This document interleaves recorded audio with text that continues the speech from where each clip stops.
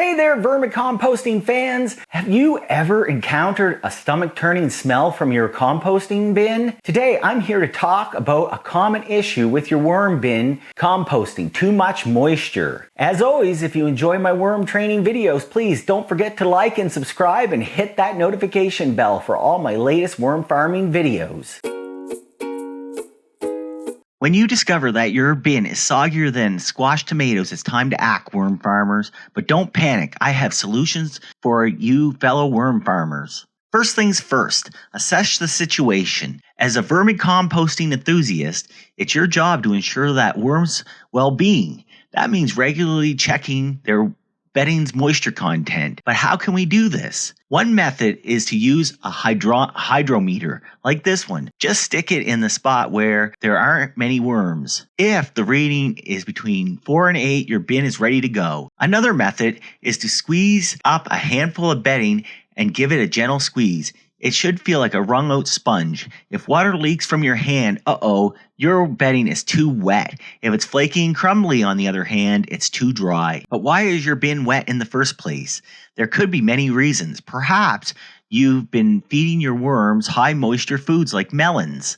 Or it could be due to blocked drainage holes in your worm bin. These holes are crucial for maintaining a balanced environment in your worm bin. So make sure to clear any debris from any drainage holes. You may even need to drill some more if you have made your own worm bin. What about your worm bin's ventilation?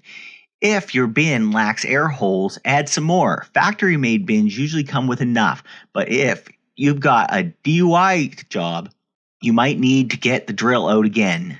Outdoors, here's a major culprit: rainwater. It can seep in through those loose-fitting lids or even the air holes. So position your bin in a protected place like under an awning, a covered patio, in a shed, or even a garage. Remember, this only happens outdoors. The quick solution is to move your worm farm indoors. Here are a few more tips. Try using a worm bin blanket or a black ink newsprint on top of your bedding to help manage your moisture. And feed your worms drier foods until the situation stabilizes.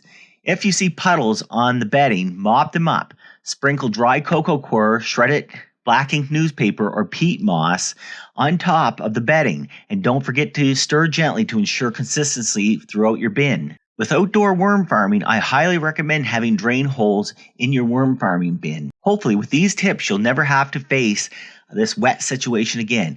If you've lost some of your wormy friends due to too much water, no worries. Just keep a close eye on your worm bin, and you should be able to get it fixed right up using this handy video guide. Thanks for joining me, and happy worm farming. See you next time.